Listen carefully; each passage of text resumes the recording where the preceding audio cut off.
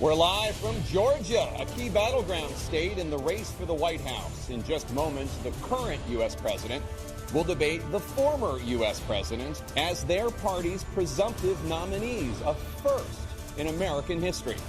We want to welcome our viewers in the United States and around the world to our studios in Atlanta. This is the CNN presidential debate.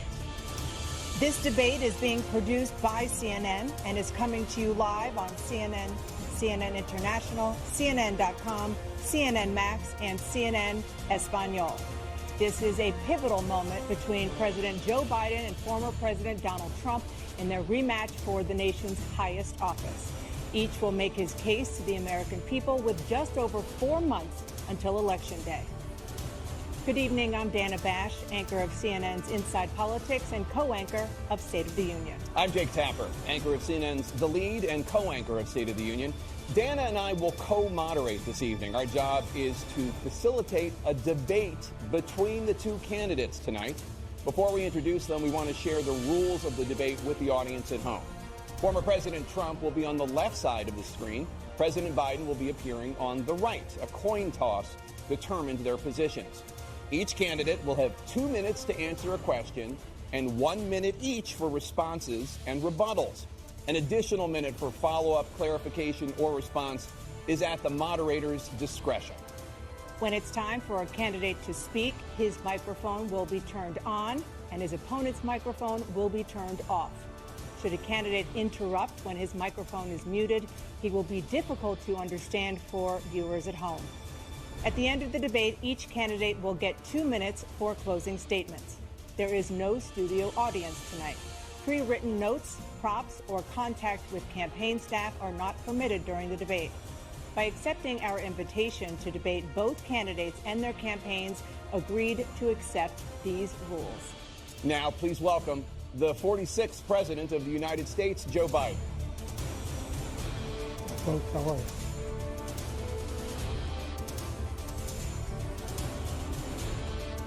Great to be here. Thank you. And please welcome the 45th President of the United States, Donald Trump.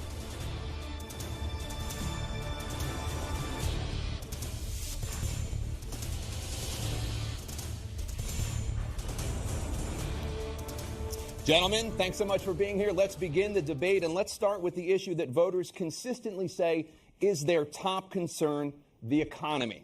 President Biden, inflation has slowed, but prices remain high. Since you took office, the price of essentials has increased. For example, a basket of groceries that cost $100 then now costs more than $120. And typical home prices have jumped more than 30%. What do you say to voters who feel they are worse off under your presidency than they were under President Trump? We got to take a look at what I was left when I became president and what Mr. Trump left me. We had an economy that was in free fall. The pandemic was so badly handled. Many people were dying. All he said was, it's not that serious. Just inject a little bleach into your arm. You'll be all right. The economy collapsed. There were no jobs. Unemployment rate rose to 15%. It was terrible. And so what we had to do was try to put things back together again. And that's exactly what we began to do. We created 15,000 new jobs. We brought out a position where we have 800,000 new manufacturing jobs. But there's more to be done. There's more to be done. Working class people are still in trouble. I come from Scranton, Pennsylvania. I come of a household where the kitchen table, if the things weren't able to be met during the month, it was a problem. Price of eggs, the price of gas, the price of housing, the price of a whole range of things. That's why I'm working so hard to make sure I deal with those problems. And we're going to make sure that we reduce the price of housing. We're going to make sure we build 2 million new units. We're going to make sure we cap rents so corporate greed can't take over. The combination, what I was left with in corporate greed, is the reason why we're in this problem right now. In addition to that, we're in a situation where if you take a look at all that was done in his administration, he didn't do much at all. By the time he left, things were in chaos, literally chaos. And so we put things back together. We created, I said, those jobs. We make sure we had a situation where we brought down the price of prescription drugs, which is a major issue for many people, to $15 for an insulin shot as opposed to $400. No senior has to pay more than $200 for any drug, all the drugs they can include beginning next year. in a situation and we're going to make that available to everybody, to all Americans. So we're working to bring down the price around the kitchen table, and that's what we're going to get done. Thank you. President Trump? We have the greatest economy in the history of our country. We have never done so well. Everybody was amazed by it. Other countries were copying us. We got hit with COVID, and when we did, we spent the money necessary so we wouldn't end up in a Great Depression, the likes of which we had in 1929. By the time we finished, so we did a great job. We got a lot of credit for the economy, a lot of credit for the military, and no wars, and so many other things. Everything was rocking good. But the thing we never got the credit for, and we should have, is getting us out of that COVID mess. He created mandates that was a disaster for our country. But other than that, we had given them back a country where the stock market actually was higher than pre-COVID, and nobody thought that was even possible.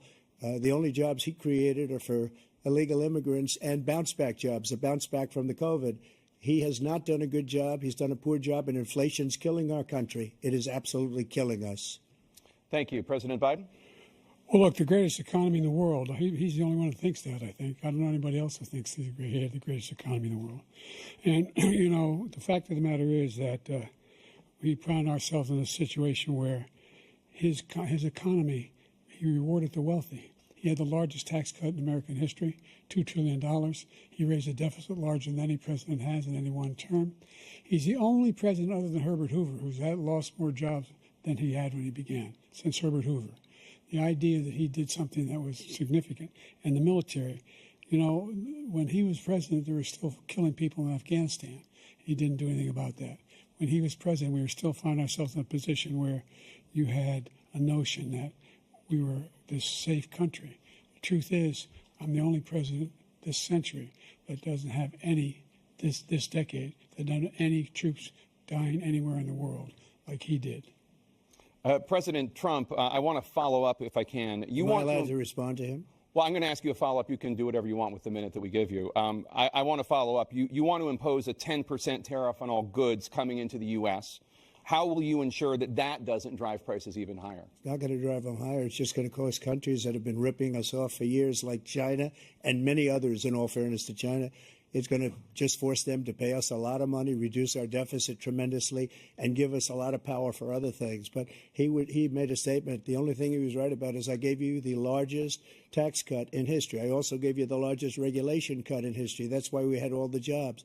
And the jobs went down, and then they bounced back, and he's taking credit for bounce-back jobs. You can't do that. He also said he inherited 9% inflation. Now, he inherited almost no inflation, and it stayed that way for 14 months.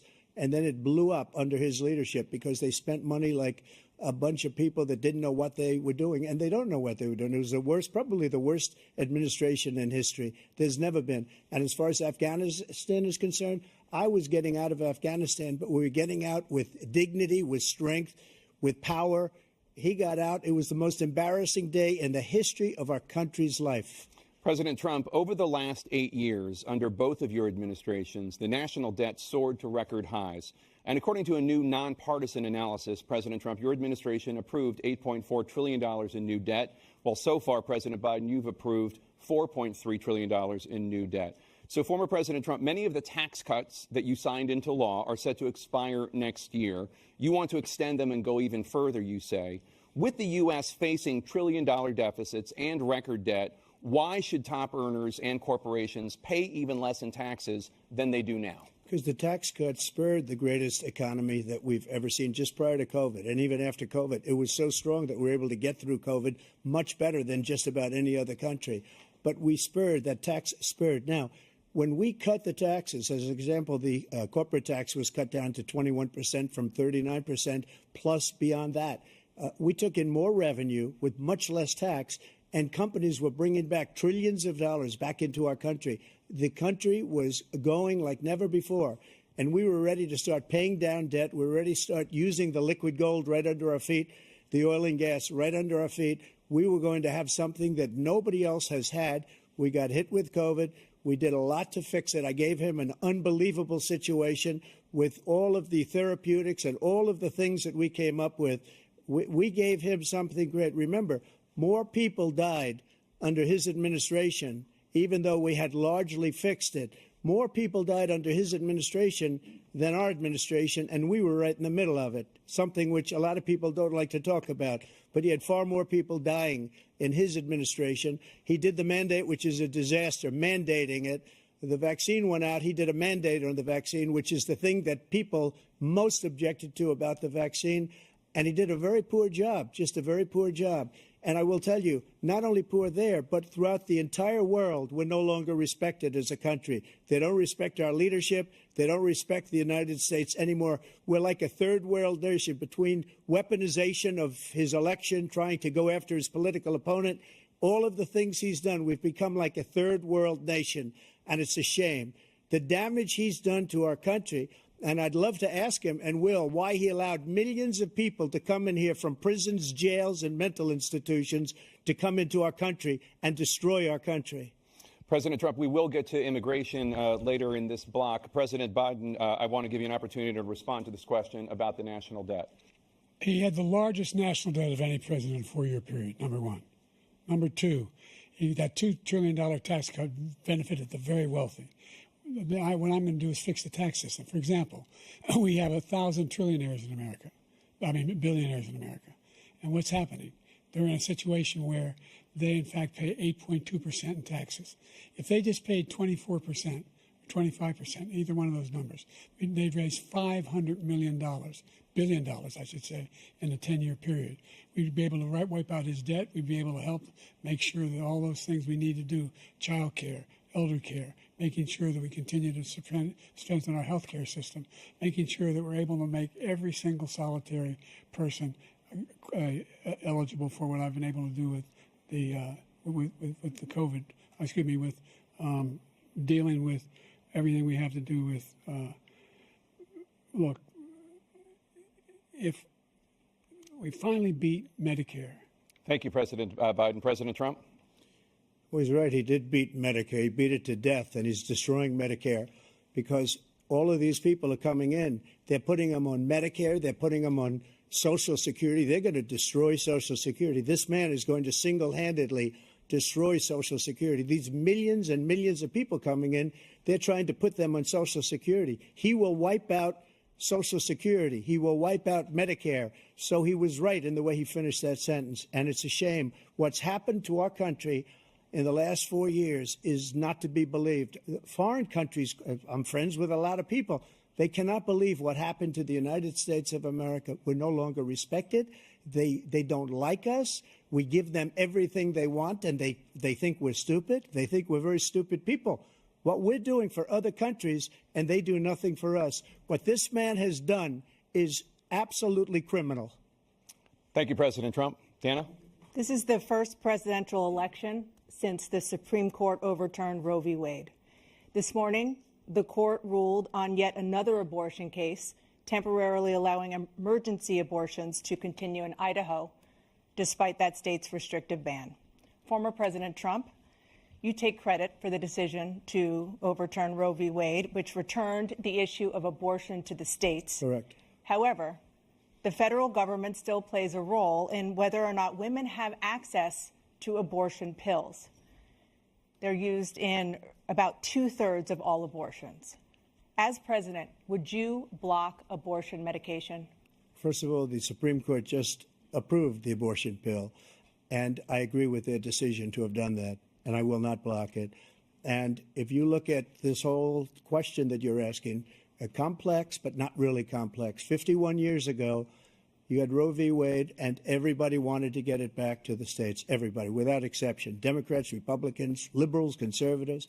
Everybody wanted it back. Religious leaders. And what I did is I put 3 great Supreme Court justices on the court, and they happened to vote in favor of killing Roe v. Wade and moving it back to the states. This is something that everybody wanted. Now, 10 years ago or so, they started talking about how many weeks and how many this, getting into other things. But every legal scholar throughout the world, the most respected, wanted it brought back to the states. I did that. Now the states are working it out. If you look at Ohio, it was a decision that was an end result that was a little bit more liberal than you would have thought. Kansas, I would say the same thing. Texas is different. Florida is different.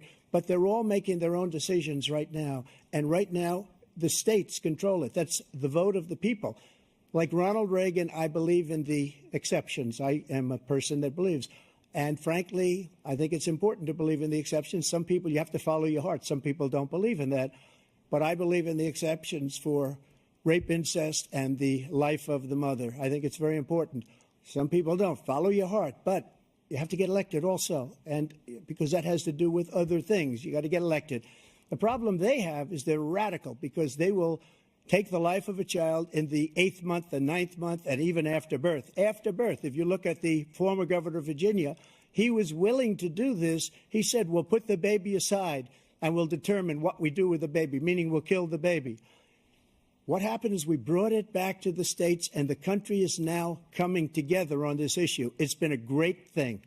Thank you. President Biden? It's been a terrible thing, what you've done. The fact is that the vast majority of constitutional scholars supported Roe when it was decided. Supported Roe. And that's this idea that they were all against it is just ridiculous.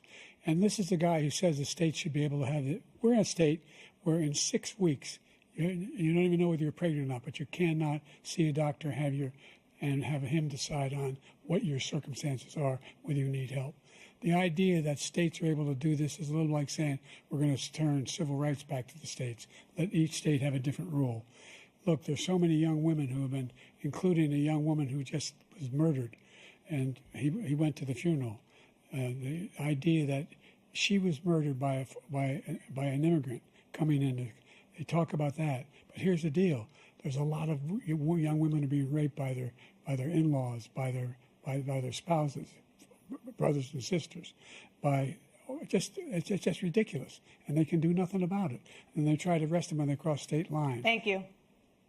There have been many young women murdered by the same people he allows to come across our border. We have a border that's the most dangerous place anywhere in the world, considered the most dangerous place anywhere in the world. And he opened it up, and these killers are coming into our country, and they are raping and killing women. And it's a terrible thing. As far as the abortion is concerned, it is now back with the states. The states are voting. In many cases, it's frankly a very liberal decision. In many cases, it's the opposite.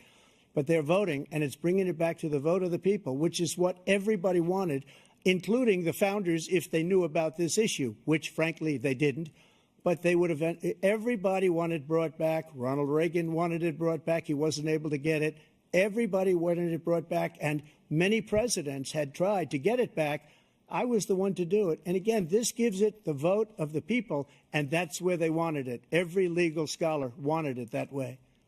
Staying on the topic of abortion, President Biden, 7 states, I'll let you do that. This is the same topic. 7 states have no legal restrictions on how far into a pregnancy a woman can obtain an abortion. Do you support any legal limits on how late a woman should be able to terminate a pregnancy? I supported Roe v. Wade, which had 3 trimesters. The first time is between the woman and the doctor. Second time is between the doctor and an extreme situation. The third time is between the doctor, between the woman and the state. The idea that the politicians, that the founders wanted the politicians to be the ones making decisions about women's health is ridiculous. That's the last. No politician should be making that decision. A doctor should be making those decisions. That's how it should be run. That's what you're going to do. And if I'm elected, I'm going to restore Roe v. Wade. So that means he can take the life of the baby in the 9th month and even after birth, because some states, Democrat run, take it after birth. Again, the former governor of Virginia, put the baby down, then we decide what to do with it. So he's willing to, as we say, rip the baby out of the womb in the 9th month and kill the baby. Nobody wants that to happen, Democrat or Republican. Nobody wants it to happen. You're lying. That is simply not true. The Roe v. Wade does not provide for that. That's not the circumstance. Only if a woman's life is in danger, she's going to die. That's the only circumstance in which that can happen. But we are not for late-term abortion, period. Period, period. Under Roe v. Wade, you have late-term abortion. You can do whatever you want, depending on the state. You can do whatever you want. We don't think that's a good thing. We think it's a radical thing. We think the Democrats are the radicals, not the Republicans. For 51 years, that was the law. 51 years, constitutional scholarship said it was the right way to go. 51 years, and it was taken away because this guy put very conservative members on the Supreme Court. He takes credit for taking it away.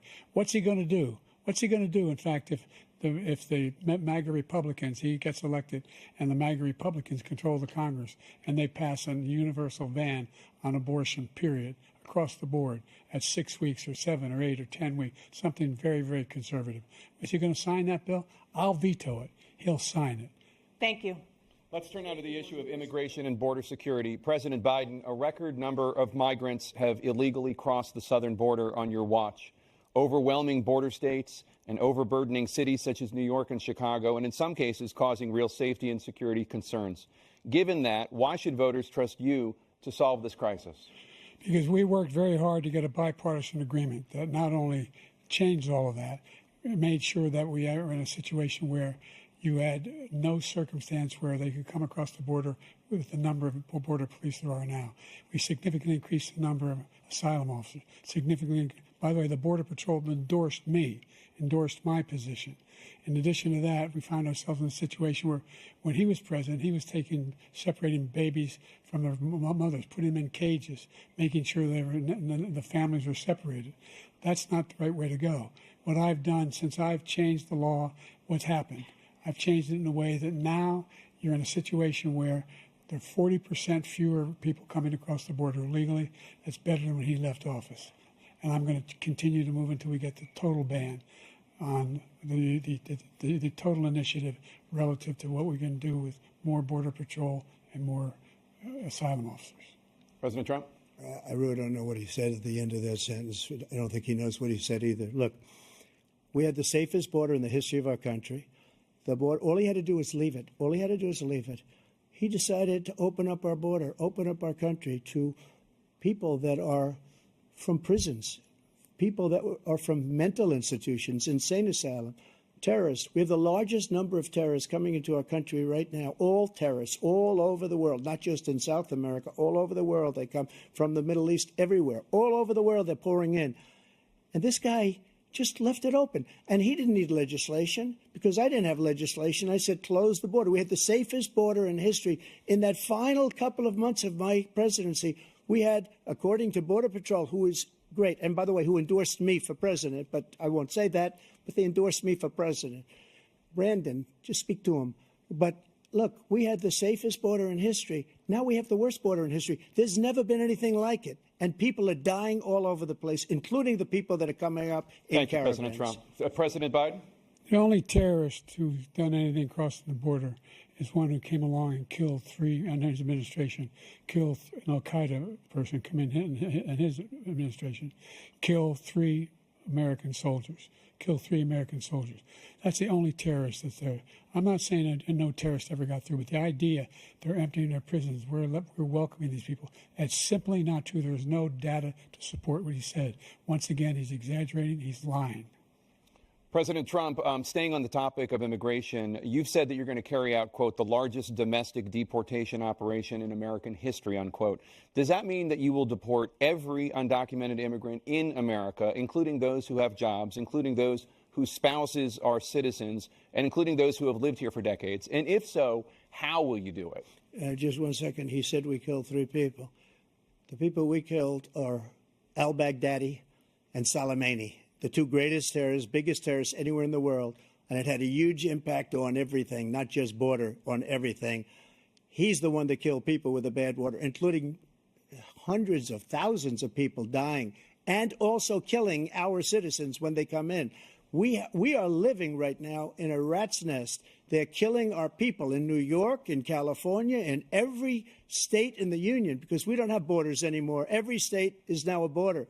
And because of his ridiculous, insane, and very stupid policies, people are coming in and they're killing our citizens at a level that we've never seen. We call it migrant crime. I call it Biden migrant crime. They're killing our citizens at a level that we've never seen before. And you're reading it like these 3 incredible young girls over the last few days. One of them, I just spoke to the mother, and they just had the funeral for this girl, 12 years old. This is horrible what's taken place. What's taken place in our country, we're literally an uncivilized country now. He doesn't want it to be. He just doesn't know. He opened the borders. Nobody's ever seen anything like. And we have to get a lot of these people out, and we have to get them out fast because they're going to destroy our country. Just take a look at where they're living. They're living in luxury hotels in New York City and other places. Our veterans are on the street. They're dying because he doesn't care about our veterans. He doesn't care. He doesn't like the military at all, and he doesn't care about our veterans. Nobody been worse. I had the highest approval rating for veterans taking care of the VA. He has the worst. He's gotten rid of all the things that I approved. Choice that I got through Congress, all of the different things I approved, they abandoned. We had by far the highest, and now it's down in less than half because he's done all these great things that we did. And I think he did it just because I approved it, which is crazy. But he has killed so many people at our border by allowing all of these people to come in. And it's a very sad day in America. President Biden, you have the mic. Every single thing he said is a lie. Every single one. For example, veterans are a hell of a lot better off since I passed the PACT Act. 1 million of them now have insurance, and their families have it. Their families have it because what happened, whether it was Agent Orange or burn pits, they're all being covered now. And his group opposed that. We're also in a situation where we have great respect for veterans. My son spent a year in Iraq, living right next to one of those burn pits, came back with stage 4 glioblastoma. I was recently in France for D-Day, and I spoke all about those heroes that died. I went to the World War I cemetery he refused to go to. He was standing with his 4-star general, and he told me, he said, I don't want to go in there because they're a bunch of losers and suckers. My son was not a loser, was not a sucker. You're the sucker. You're the loser. President Trump? First of all, that was a made-up quote, suckers and losers. They made it up. It was in a third-rate magazine that's failing, like many of these magazines. He made that up. He put it in commercials. We've notified him. We had 19 people that said I didn't say it. And think of this. Who would say I'm at a cemetery or I'm talking about our veterans? Because nobody's taken better care. I'm so glad this came up, and he brought it up. There's nobody that's taken better care of our soldiers than I have. To think that I would, in front of generals and others, say suckers and losers. We have 19 people that said it was never said by me. It was made up by him, just like Russia was made up, just like the 51 intelligence agents are made up, just like the new thing with the 16 economists are talking. It's the same thing. 51 intelligence agents said that the laptop was Russia disinformation. It wasn't. That came from his son, Hunter. It wasn't Russia disinformation. He made up the suckers and losers, so he should apologize to me right now. 4-star general standing to your side who was on your staff who said you said it, period. That's number one. And number two, the idea that I have to apologize to you for anything along the line. We've done more for veterans than any president has in American history. And they now are in their family. The only sacred obligation we have as a country is to care for our veterans when they come home and their families and equip them when they go to war. That's what we're doing. That's what the VA is doing now. They're doing more for veterans than ever before in our history.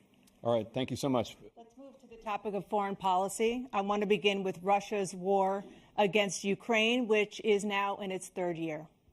Former President Trump, Russian President Vladimir Putin says he'll only end this war if Russia keeps the Ukrainian territory it has already claimed and Ukraine abandons its bid to join NATO. Are Putin's terms acceptable to you? First of all, our veterans and our soldiers can't stand this guy. They can't stand him. They think he's the worst commander-in-chief, if that's what you call him, that we've ever had. They can't stand him. So let's get that straight. And they like me more than just about any of them. And that's based on every single bit of information. As far as Russia and Ukraine, if we had a real president, a president that knew, that was respected by Putin, he would have never invaded Ukraine. A lot of people are dead right now, much more than people know. You know, they talk about numbers. You can double those numbers, maybe triple those numbers. He did nothing to stop it. In fact, I think he encouraged Russia from going in.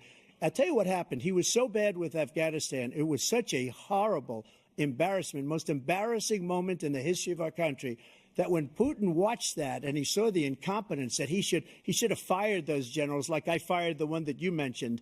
And so he's got no love lost. But he should have fired those generals. No general got fired for the most embarrassing moment in the history of our country, Afghanistan, where we left billions of dollars of equipment behind. We lost 13 beautiful soldiers, and 38 soldiers were obliterated. And by the way, we left people behind, too. We left American citizens behind. When Putin saw that, he said, you know what? I think we're going to go in and maybe take this was his dream. I talked to him about it, his dream. The difference is he never would have invaded Ukraine. Never. Just like Israel would have never been invaded in a million years by Hamas. You know why? Because Iran was broke with me. I wouldn't let anybody do business with them. They ran out of money. They were broke. They had no money for Hamas. They had no money for anything. No money for terror. That's why you had no terror at all during my administration. This place, the whole world is blowing up under him. President Biden? I've never heard so much malarkey in my whole life. Look, the fact of the matter is that we're in a situation where, let's take the last point first. Iran attacked American troops, caused brain damage for a number of these troops, and he did nothing about it. Recently, not when he was president.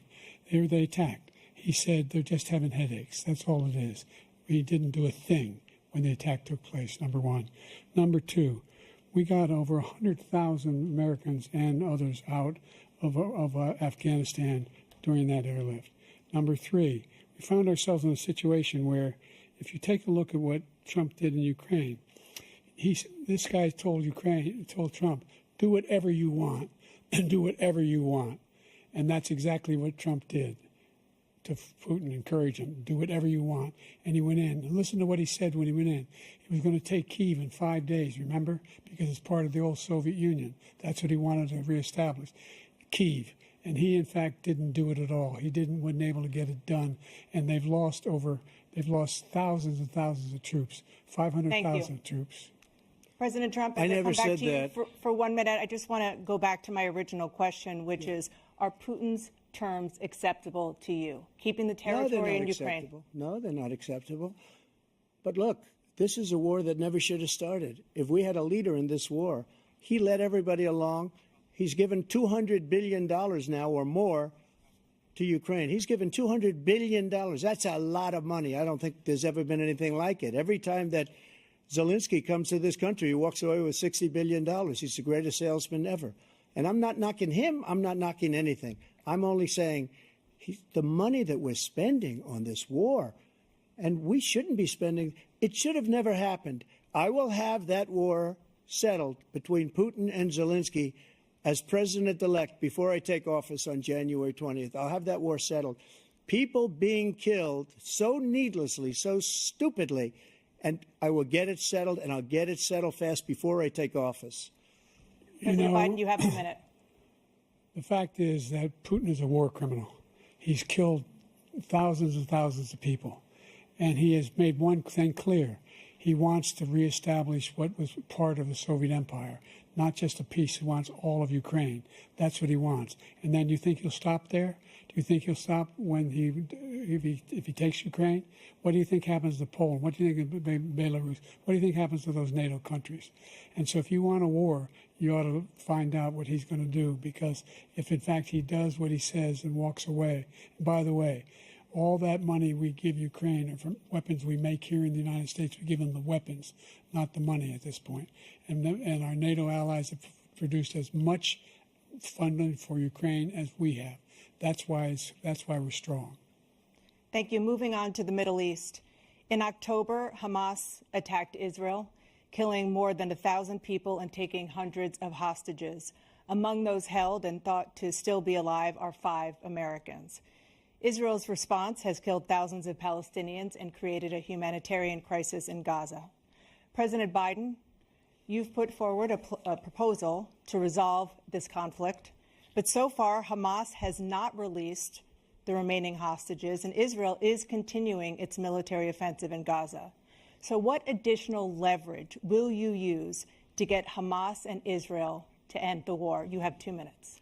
Number one, everyone from the United Nations Security Council straight through to the G7 to the Israelis and Netanyahu himself have endorsed the plan I put forward, which has 3 stages to it. The first stage is trade the hostages for a ceasefire. Second phase is a ceasefire with additional conditions. The third phase is the end of the war. The only one who wants the war to continue is Hamas, number one. They're the only ones standing out. We're still pushing hard to get them to accept. In the meantime, what's happened In Israel, we're trying to say the only thing I've denied Israel was 2,000-pound bombs. They don't work very well in populated areas. They kill a lot of innocent people. We're providing Israel with all the weapons they need and when they need them. And by the way, I'm the guy that organized the world against Iran when they had a full-blown intercontinental ballistic missile attack on Israel. No one was hurt. No one Israeli was accidentally killed, and it stopped. We saved Israel. We are the biggest producer of support for Israel of anyone in the world. And so there are two different things. Hamas cannot be allowed to be continued. We continue to send our experts and our intelligence people as to how they can get Hamas like we did bin Laden. You don't have to do it. And by the way, they've been greatly weakened, Hamas, greatly weakened, and they should be. They should be eliminated. But you've got to be careful for using certain weapons among population centers. Just going back to Ukraine for 1 second. We have an ocean separating us. The European nations together have spent $100 billion, or maybe more than that, less than us. Why doesn't he call them and say, you got to put up your money like I did with NATO? I got them to put up hundreds of billions of dollars. The Secretary General of NATO said Trump did the most incredible job I've ever seen. They wouldn't have any. They were going out of business. We were spending almost 100% of the money was paid by us. He didn't do that. He's getting all. You got to ask these people to put up the money. We're over $100 billion more spent, and it has a bigger impact on them because of location, because we have an ocean in between. You got to ask them. As far as Israel and Hamas, Israel's the one that wants to go. He said the only one that wants to keep going is Hamas. Actually, Israel is the one, and you should let him go and let him finish the job. He doesn't want to do it. He's become like a Palestinian, but they don't like him because he's a very bad Palestinian. He's a weak one. President Biden, you have a minute. I've never heard so much foolishness. This is a guy who wants to get out of NATO. Are you going to stay in NATO? He's going to pull out of NATO. The idea that we have our strength lies in our alliances as well. It may be a big ocean, but we're ever able to avoid a war in Europe, a major war in Europe? What happens if, in fact, you have Putin continue to go into NATO? We have an Article 5 agreement. Attack on one is attack on all.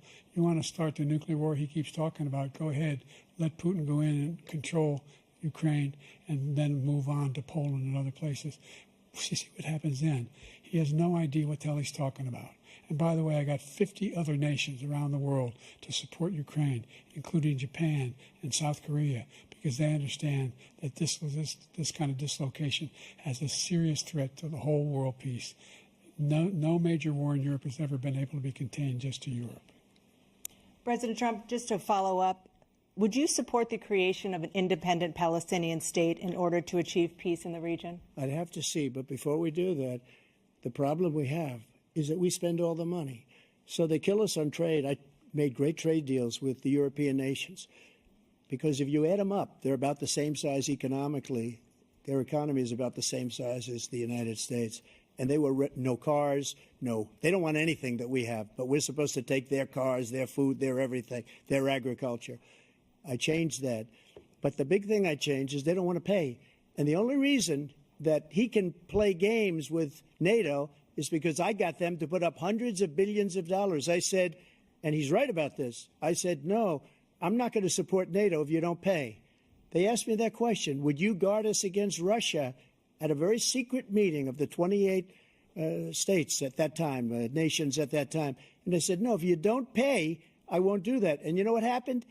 Billions and billions of dollars came flowing in the next day and the next months. But now we're in the same position. We're paying everybody's bills. Let's turn to the issue of democracy. Former President Trump, I want to ask you about January 6, 2021. After you rallied your supporters that day, some of them stormed the Capitol to stop the constitutionally mandated counting of electoral votes. As president, you swore an oath to, quote, preserve, protect, and defend, unquote, the Constitution. What do you say to voters who believe that you violated that oath through your actions and inaction on January 6th and worry that you'll do it again? Well, I don't think too many believe that. And let me tell you about January 6th. On January 6th, we had a great border. Nobody coming through, very few. On January 6th, we were energy independent. On January 6th, we had the lowest taxes ever. We had the lowest regulations ever. On January 6th, we were respected all over the world. All over the world, we were respected. and then he comes in, and we're now laughed at. We're like a bunch of stupid people. What happened to the United States' reputation under this man's leadership is horrible, including weaponization, which I'm sure at some point you'll be talking about, where he goes after his political opponent because he can't beat him fair and square. You have 80 seconds left. My question was, what do you say to those voters who believe that you violated your constitutional oath through your actions and inaction on January 6, 2021, and worry that you'll do it again? Well, I didn't say that to anybody. I said peacefully and patriotically. And Nancy Pelosi, if you just watched the news from 2 days ago, on tape to her daughter, who's a documentary filmmaker, they say, but she's saying, oh, no, it's my responsibility. I was responsible for this because I offered her 10,000 soldiers or National Guard, and she turned them down. And the mayor in writing, by the way, the mayor in writing turned it down, the mayor of D.C. They turned it down. I offered 10,000 because I could see I had virtually nothing to do. They asked me to go make a speech. I could see what was happening. Everybody was saying they're going to be there on January 6th. They're going to be there. And I said, you know what? There's a lot of people coming. You could feel it. You could feel it, too, and you could feel it. And I said, they ought to have some National Guard or whatever. And I offered it to her. And she now admits that she turned it down. And it was the same day she was, I don't know, she can't be very happy with her daughter because it made her into a liar. She said, I take full responsibility for January 6th. President Biden? Look, he encouraged those folks to go up on Capitol Hill, number one. I sat in the dining room off the Oval Office. He sat there for 3 hours watching, begging, being begged by his vice president and a number of his colleagues on the Republican side as well to do something, to call for a stop, to end it. Instead, they talked about these people being patriots and great patrons of America. In fact, he says he'll not forgive them for what they've done. They've been convicted. He says he wants to commute their sentences and say that no. But he went to every single court in the nation. I don't know how many cases, scores of cases, including the Supreme Court. And they said, no, this guy is responsible for doing what was done. He did do a damn thing. And these people should be in jail. And they should be the ones who are being held accountable. And he wants to let them all out. And now he says if he loses again, such a whiner that he is, that it could be a bloodbath. Thank you, President Biden. President Trump?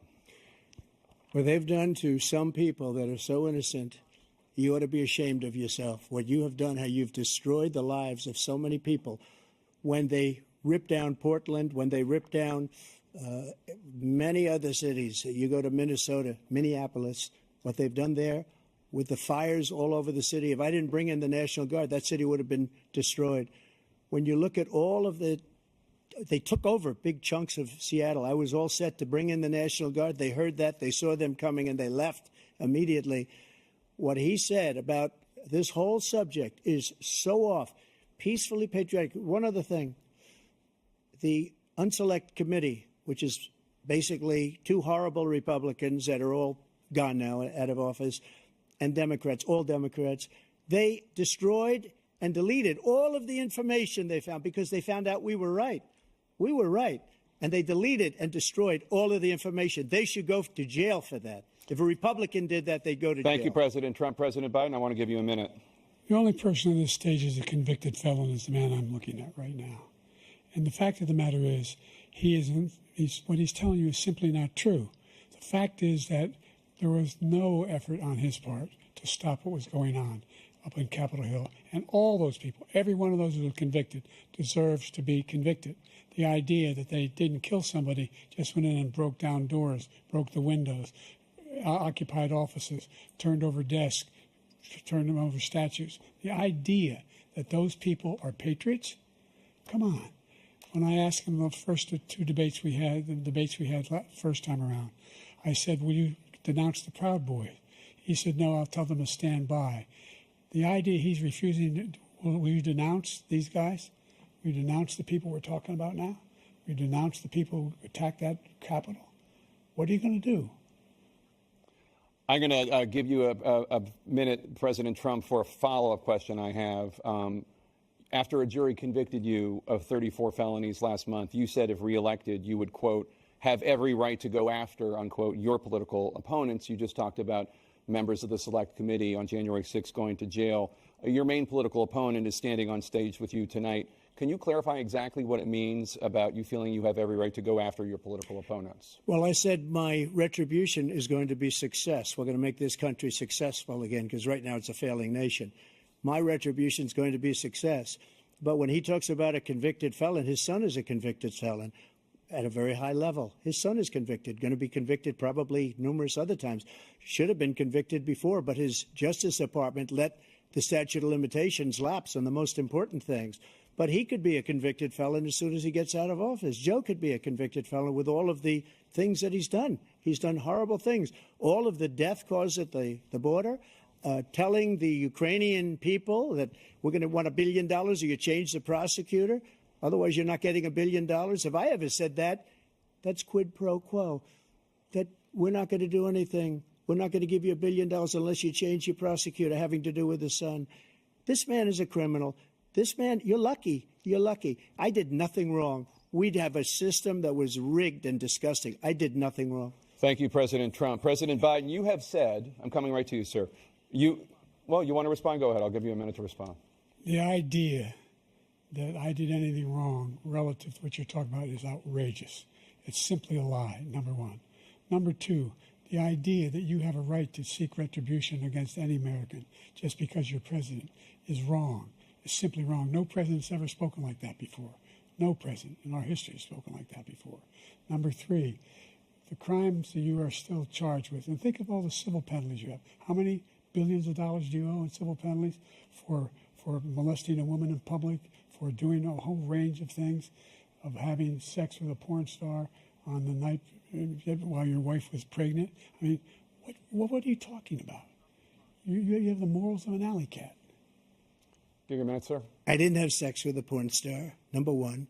Number two, that was a case that was started and moved. They moved a high-ranking official, a DOJ, into the Manhattan DA's office to start that case.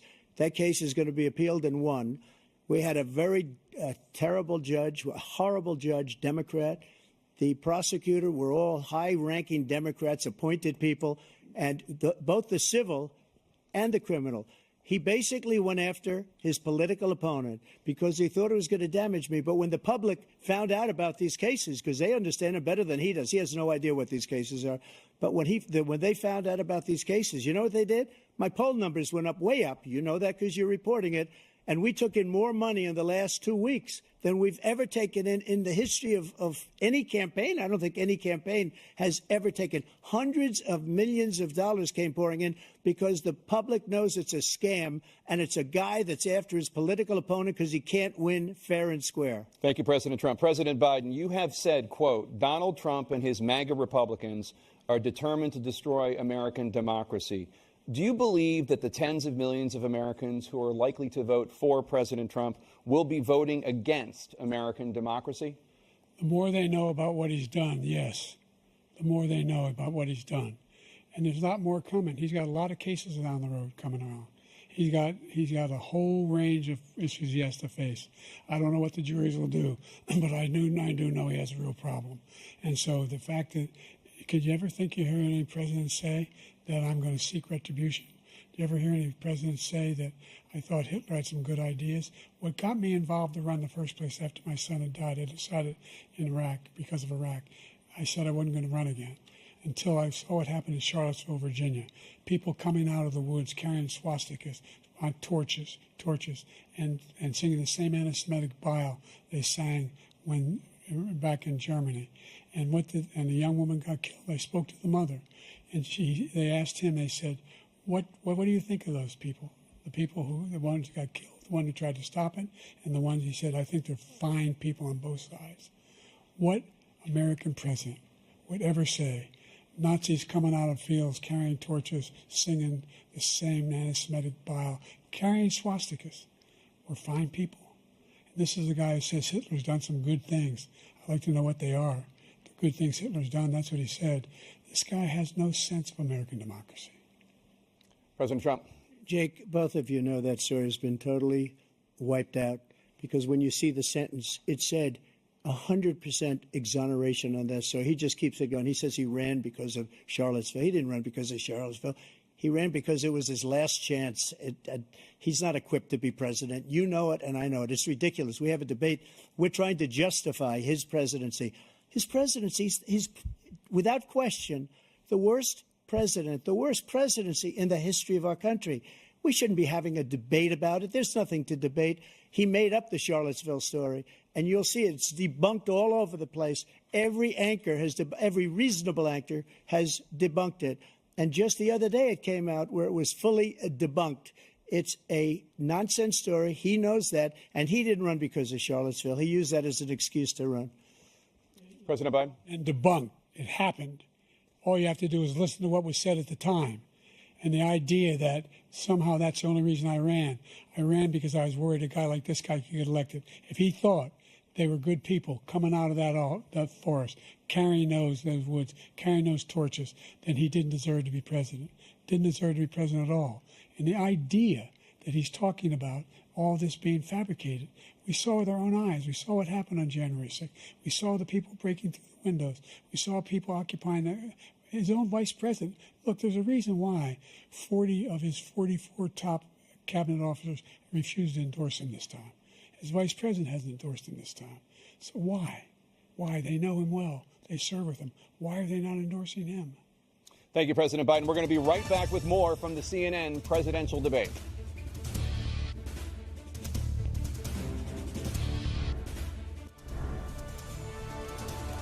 Welcome back to the CNN presidential debate live from Georgia.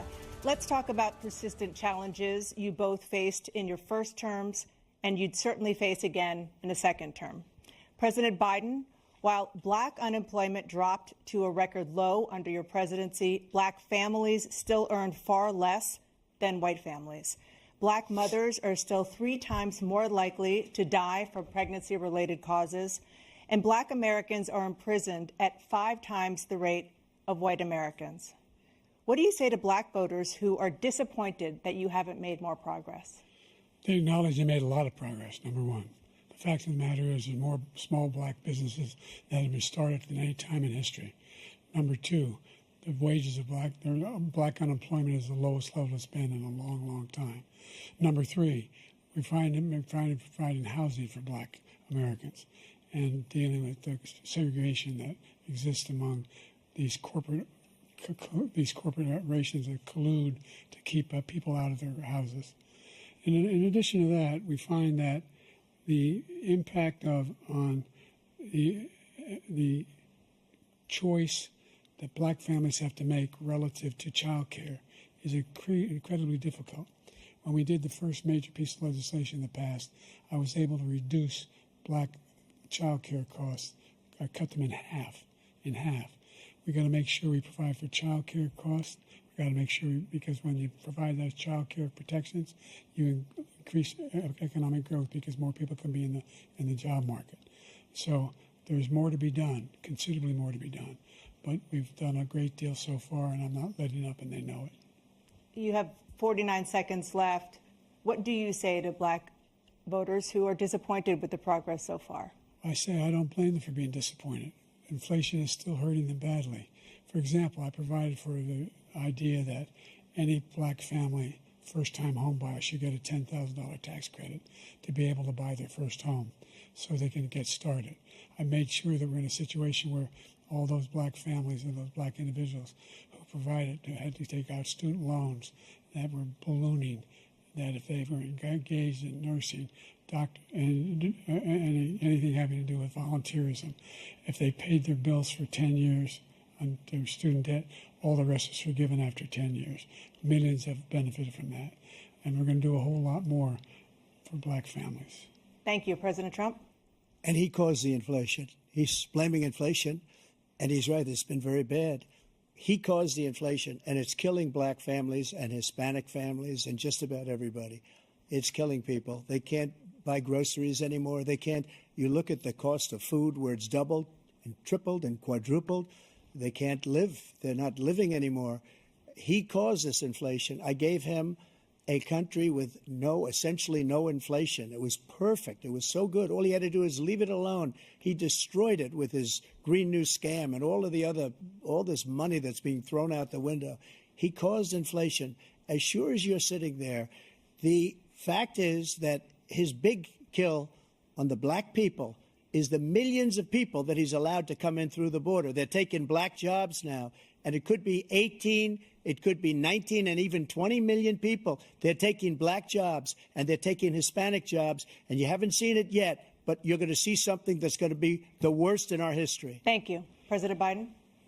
There was no inflation when I became president. You know why? The economy was flat on its back, 15% unemployment. He decimated the economy, absolutely decimated the economy.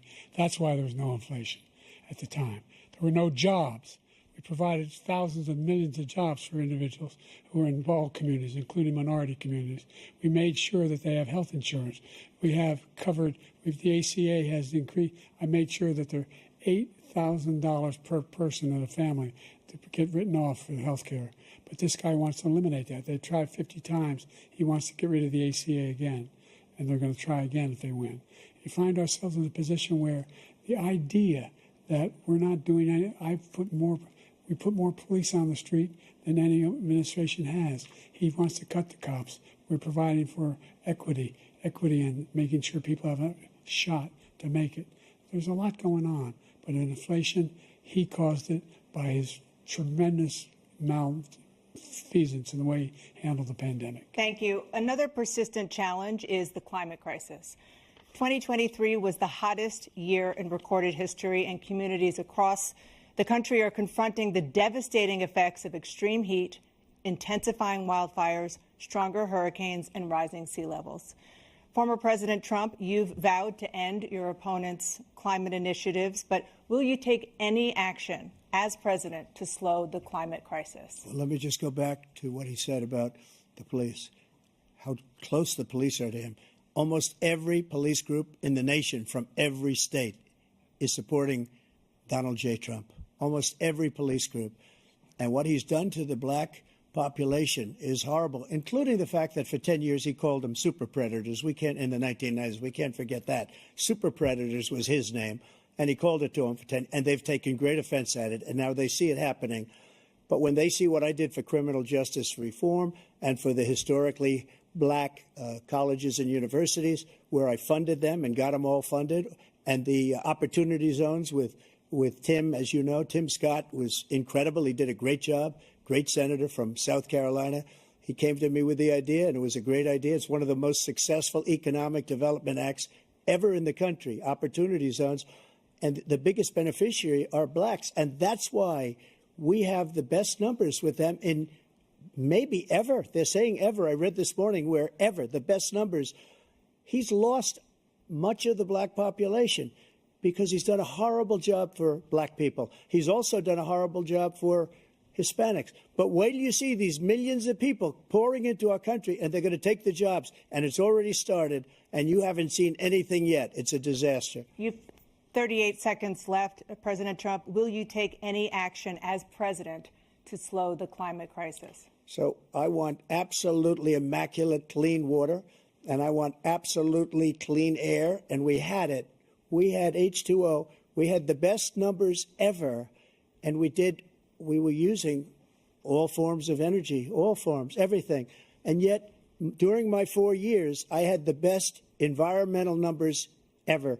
And my top environmental people gave me that statistic just before I walked on the stage, actually.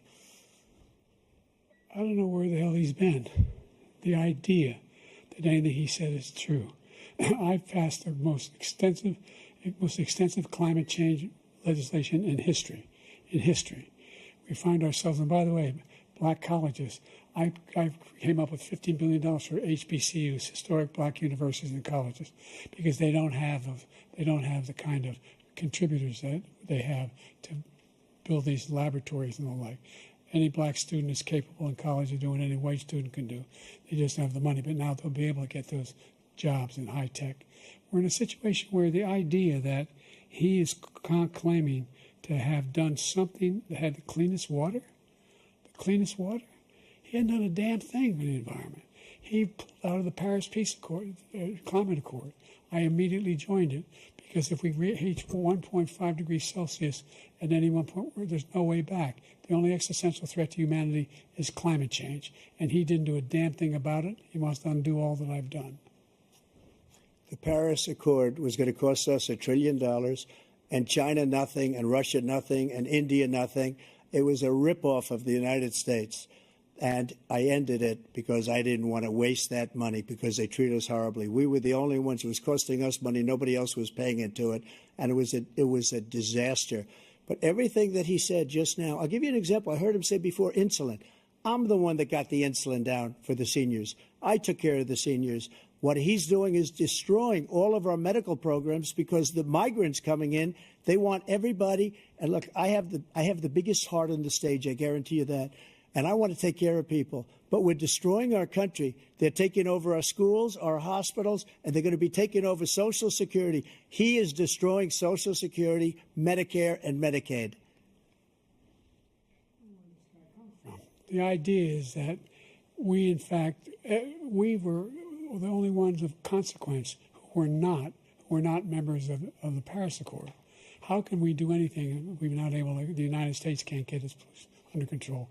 One of the largest polluters in the world, number one. We're making significant progress. By 2035, we will have cut pollution in half. We have made significant progress, and we're continuing to make progress. We set up a climate corps for thousands of young people to learn how to deal with climate, just like the Peace Corps.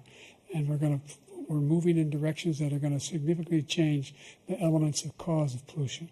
But the idea that he claims that he has the biggest heart up here and he's really concerned about pollution and about climate, I've not seen any indication of that.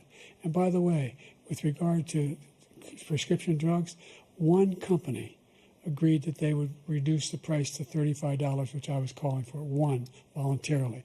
I made sure every company in the world, every pharmaceutical company, cannot have to pay. Thank you. And by the way, so every day, millions of Americans struggle just to make ends meet. For many older Americans, Social Security provides a critical lifeline. President Biden, if nothing is done to Social Security, seniors will see their benefits cut in just over 10 years. Will you name tonight one specific step that you're willing to take to keep Social Security solvent? Yes, make the very wealthy begin to pay their fair share. Right now, everybody making under $170,000 pays 6% of their income, of their paycheck, every single time they get a paycheck from the time the first one they get when they're 18 years old. The idea that they're going to, I'm proposing that everybody, the millionaires pay 1%. So no one I would not raise the cost of Social Security for anybody under $400,000. After that, I began to make the wealthy begin to pay their fair share by increasing from 1% beyond to be able to guarantee the program for life. So you still have 82 seconds left. Are there any other measures that you think that would be able to help keep Social Security solvent, or is that one enough? Well, no, that one enough will keep it solvent. But the biggest thing I'll do if we defeat this man, because he wants to get rid of Social Security. He thinks there's plenty to cut in Social Security. He's wanting to cut Social Security and Medicare both times.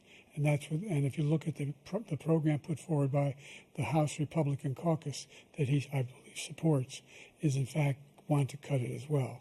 The idea that we don't need to protect our seniors is ridiculous. And by the way, the American public has greater health care coverage today than ever before. And under the ACA, as I said, you're in a circumstance where 400,000 people, 40 million people would not have insurance because they have a pre-existing condition. Only thing that allows them to have that insurance is the fact that they, in fact, are part of the ACA. And by the way, the other thing is we're in a situation where we talk about education for black communities. I've raised the amount of money for Pell Grants by another $8,000. So anybody making under $70,000 a year is going to be able to get $15,000 toward their tuition. He just doesn't know what he's talking about. Thank you, President Biden. President Trump. So I've dealt with politicians all my life. I've been on this side of the equation for the last 8 years. I've never seen anybody lie like this guy.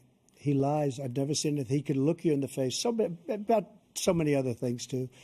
And we mentioned the laptop. We mentioned Russia, Ukraine. Everything he does is a lie. It's misinformation and disinformation. The losers and suckers story that he made up is a total lie on the military. It's a disgrace. But Social Security, he's destroying it because millions of people are pouring into our country, and they're putting them onto Social Security. They're putting them onto Medicare, Medicaid. They're putting them in our hospitals. They're taking the place of our citizens. What they're doing to the VA, to our veterans, is unbelievable. Our veterans are living in the street, and these people are living in luxury hotels. He doesn't know what he's doing, and it's really coming back. I've never seen such anger in our country before. President Biden? The idea that veterans are not being taken care of, I told you before. And by the way, when I said suckers and losers, he acknowledged after that he fired that general. That general got fired because he's the one that acknowledged that that's what he said. He was the one standing with Trump when he said it, number one. Number two, the idea that we're going to be in a situation where all these millions and millions, the way he talks about it, illegal aliens are coming into the country and taking away our jobs. There's a reason why we have the fastest growing economy in the world, the reason why we have the most successful economy in the world. We're doing better than any other nation in the world. And by the way, those 15 Nobel laureates he talked about being phony, those 15 Nobel laureates, economists, they all said that if Trump is reelected, we're likely to have a recession and inflation is going to increasingly go up. And by the way, worst president in history, 159 presidential scholars voted him the worst president in the history of the United States of America. President Biden, thank you so much. Let's turn to the cost of child care, which many American families struggle to afford. President Trump, both you and President Biden have tried to address this issue, but the average cost of child care in this country has risen to more than $11,000 a year per child. For many families, the cost of child care for 2 children is more than their rent. In your second term, what would you do to make child care more affordable? Just to go back, the general got fired because he was no good. And if he said that, that's why he made it up. But we have 19 people that said I didn't say it, and they're very highly respected, much more so than him. The other thing is he doesn't fire people. He never fired people. I've never seen him fire anybody. I did fire a lot. I fired Comey because he was no good. I fired a lot of the top people at the FBI, drained the swamp. They were no good. Not easy to fire people. You'd pay a price for it, but they were no good. I inherited these people. I didn't put them there. I didn't put Comey there. He was no good. I fired him. This guy hasn't fired anybody. He never fires.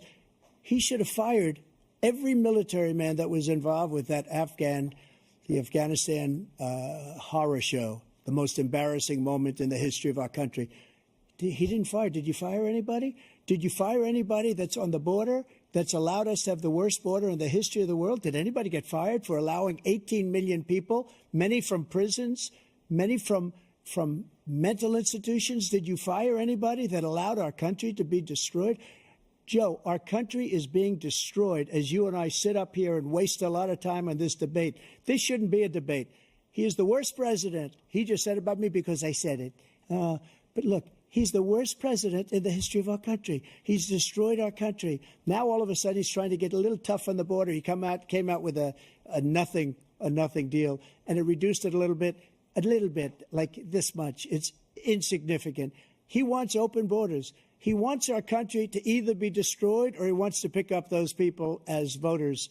And I don't think we just can't let it happen. If he wins this election, our country doesn't have a chance, not even a chance, of coming out of this rut. We probably won't have a country left anymore. That's how bad it is. He is the worst in history by far. Thank you, President Trump. President Biden? We are the most admired country in the world. We're the United States of America. There's nothing beyond our capacity. We have the finest military in the history of the world, the finest in the history of the world. No one thinks we're weak. No one wants to screw around with us. Nobody, number one. Number two, the idea that we're talking about worst presidents. I wasn't joking. Look it up or go online. 159 or 58, don't hold me the exact number, presidential historians, they've had meetings and they voted who's the worst president in American history. One through best to worst. They said he was the worst in all of American history. That's a fact. That's not conjecture. He can argue they're wrong, but that's what they voted. The idea that he is doing anything to deal with child care, He did for virtually nothing to child care. We should significantly increase the child care tax credit. We should significantly increase the availability of women and men or single parents to be able to go back to work. And we should encourage businesses to have. Thank you, President Biden. President Trump, the question was about what would you do to make child care more affordable, if you want to take your minute. Just so you understand, we have polling, we have other things that they rate him the worst because what he's done is so bad. And they rate me, I'll show you, I will show you, and they rate me one of the best, okay? And if I'm given another 4 years, I will be the best. I think I'll be the best. Nobody's ever created an economy like us. Nobody ever cut taxes like us. He's the only one I know. He wants to raise your taxes by 4 times. He wants to raise everybody's taxes by 4 times. He wants the Trump tax cuts to expire. So everybody, including the two of you, are going to pay 4 to 5 times. Nobody ever heard of this before. All my life, I'd grow up and I'd see politicians talking about cutting taxes. When we cut taxes, as I said, we did more business. Apple and all these companies, they were bringing money back into our country. The worst president in history by far, and everybody knows it. President Biden? Look, the fact of the matter is that he's dead wrong about, he's increased the tariff, he will increase the taxes on middle-class people. I said I'd never raise a tax upon anybody making less than $400,000. I didn't. But this tariff is 10% tariffs. Everything coming into the country, you know what the economists say? That's going to cost the average American $2,500 a year more because they're going to have to pay the difference in food and all the things that are very important.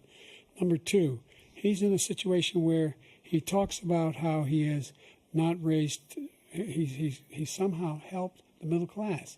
The middle class have been devastated by you. Now you want a new tax cut of $5 trillion over the next 10 years, which is going to fundamentally bankrupt the country. You had the largest deficit of any president in American history, number one. Number two, you have not, in fact, made any contact, any progress with China. We are at the lowest trade deficit with China since 2010. Thank you, President Biden. Thank you, President Biden. Let's discuss an epidemic impacting millions of Americans that both of you have made a top priority in your first term, the opioid crisis. And for both of you, the number of overdose deaths in this country has gone up. Under your term, it went up. Under your term, it has gone up.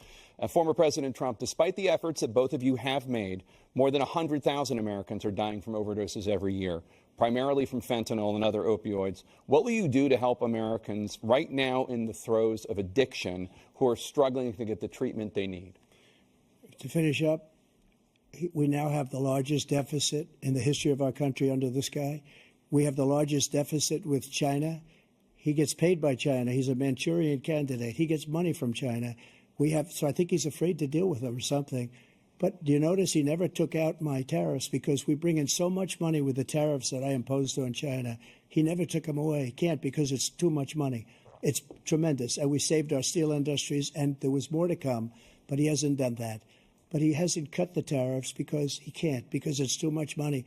But he's got the largest deficit in the history of our country, and he's got the worst situation with China. China's going to own us if you keep allowing them to do what they're doing to us as a country. They are killing us as a country, Joe, and you can't let that happen. You're destroying our country.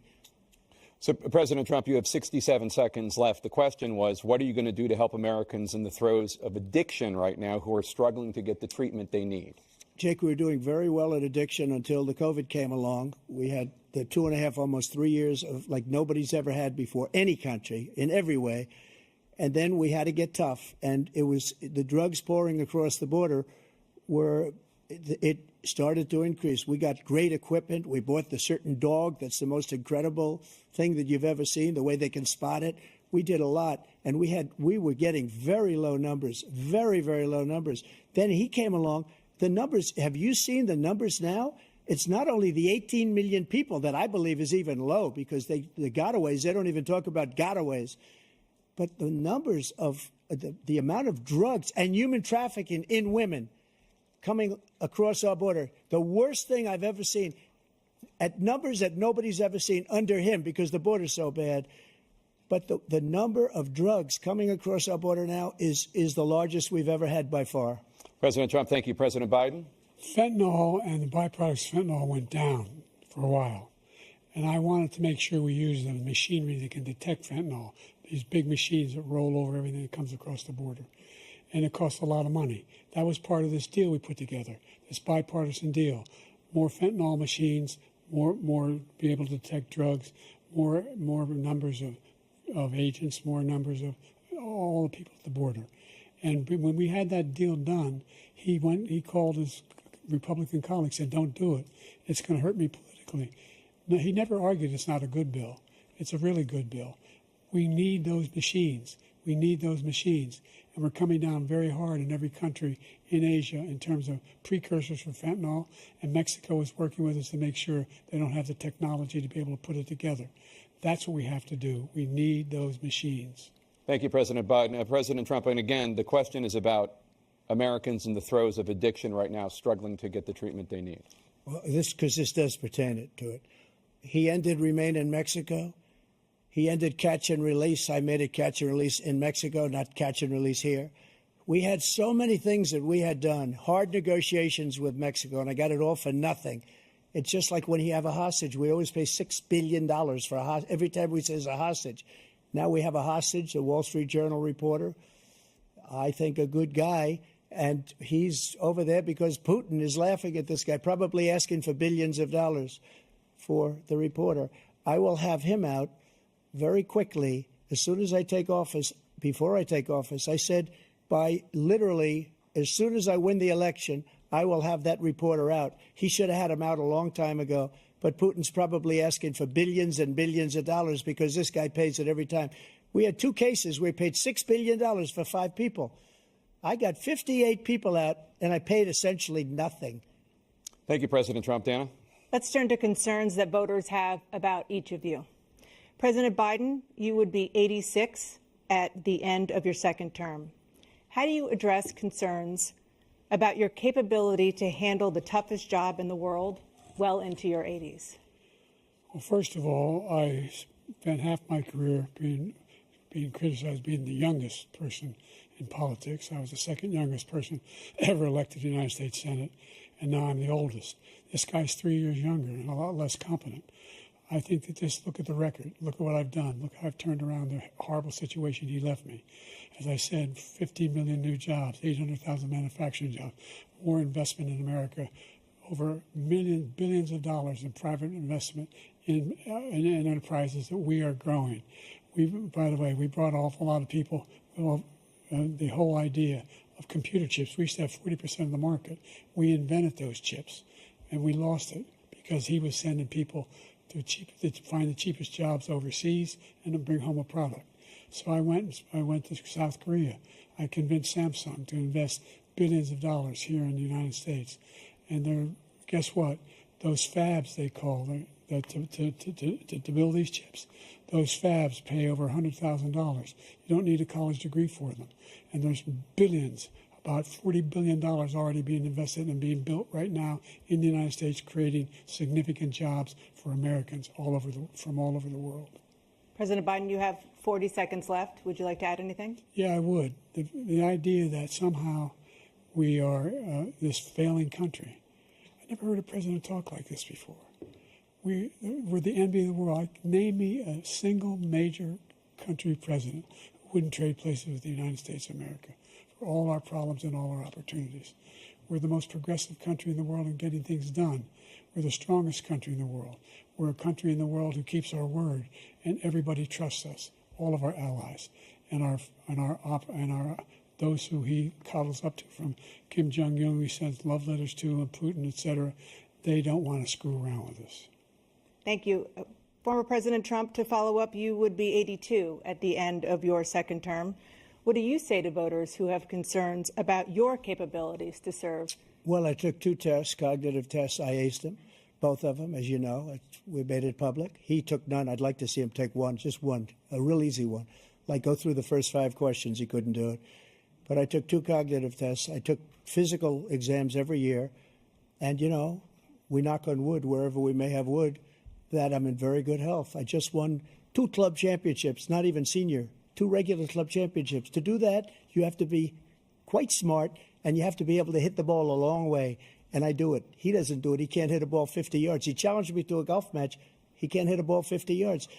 I think I'm in very good shape. I feel that I'm as in good a shape as I was 25, 30 years ago. Actually, I'm probably a little bit lighter, but I'm in as good a shape as I was years ago. I feel very good. I feel the same. But I was willing to take a cognitive test. And you know what? If I didn't do well, I aced him.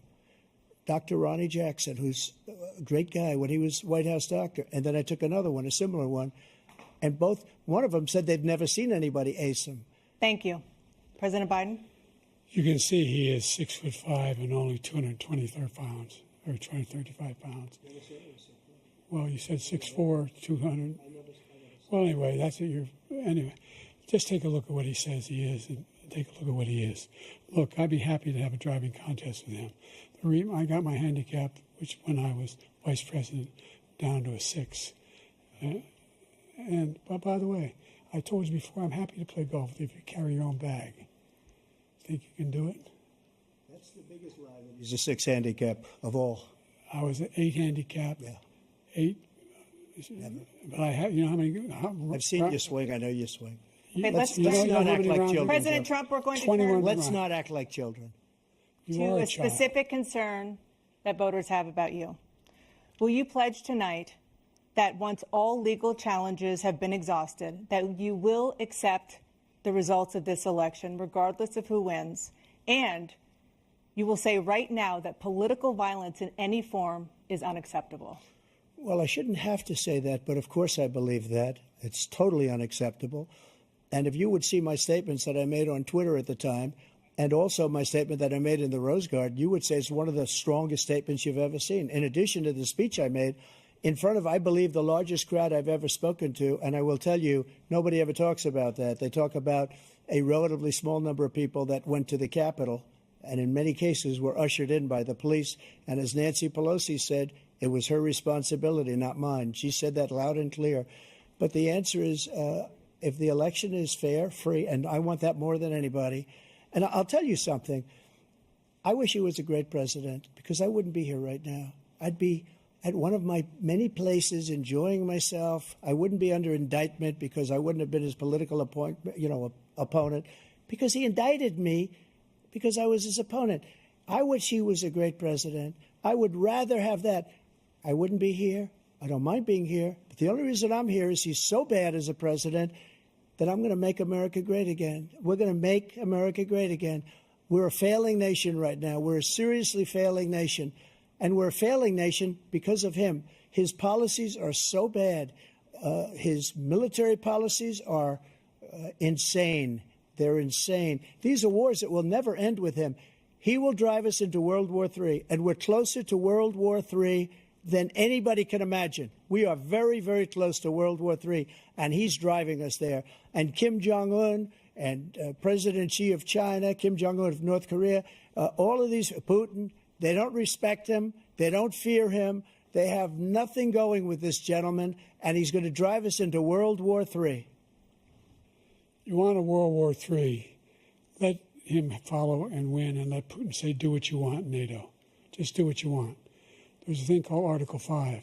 An attack on one is an attack on all, and required response. The idea, I can't think of a single major leader in the world who wouldn't trade places with the job I've done and what they've done.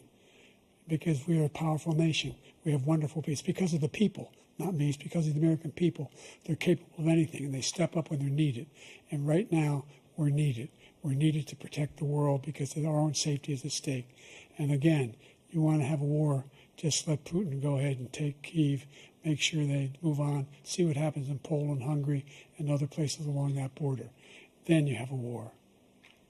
President Trump, as I come back to you for a follow-up, the question was, will you accept the results of this election, regardless of who wins? Just to finish what he said, if I might, Russia, they took a lot of land from Bush. They took a lot of land from Obama and Biden.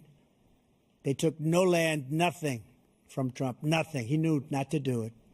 He's not going to play games with me. He knew that. I got along with him very well, but he knew not to play games.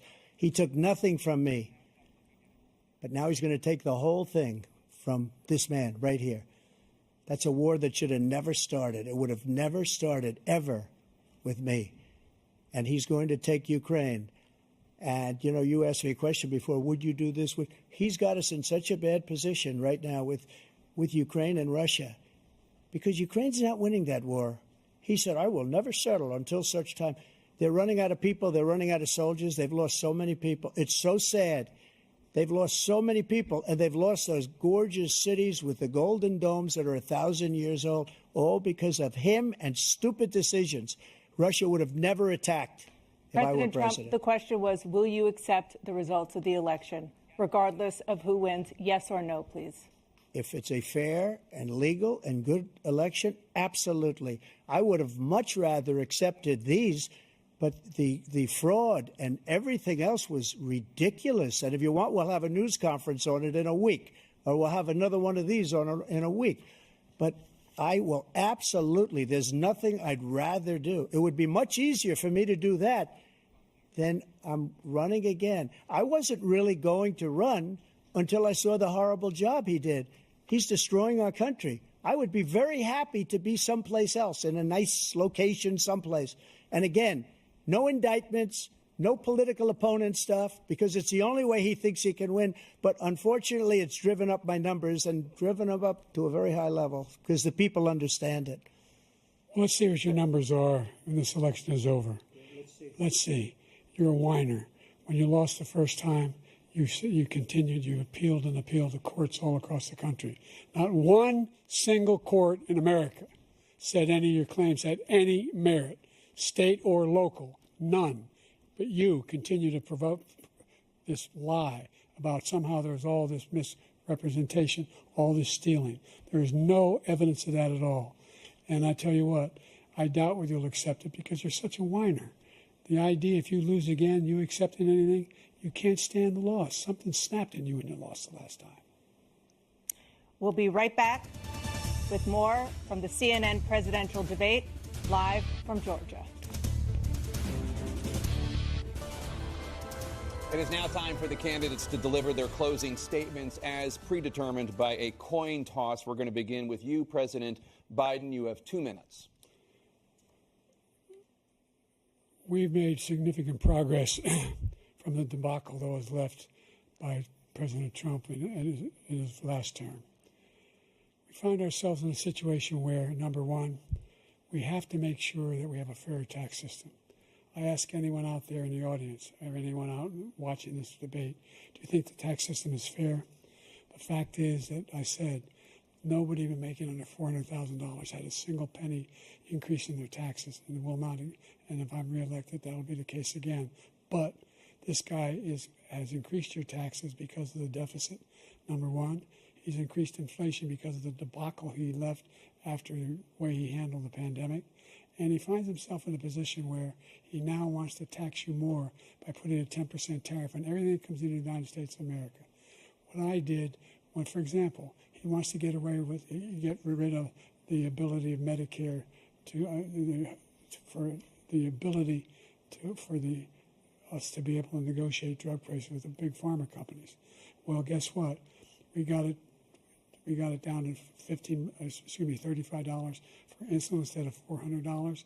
No more than $2,000 for every senior, no matter how much prescription they need. You know what that did? That reduced the federal debt by $160 billion over 10 years because the government doesn't have to pay the exorbitant prices. I'm going to make that available to every senior all along, it's happening now, and everybody in America. He wants to get rid of that. I'm going to make sure that we have child care. We're going to significantly increase the credits people have for child care. I'm going to make sure we do something about what we're doing on lead pipes and all the things that are causing health problems for people across the country. We're going to continue to fight to bring down inflation and give people a break. Thank you, President Biden. President Trump, you now have 2 minutes for your closing statement. Like so many politicians, this man is just a complainer. He said, we want to do this, we want to do that, we want to get rid of this tax, that tax.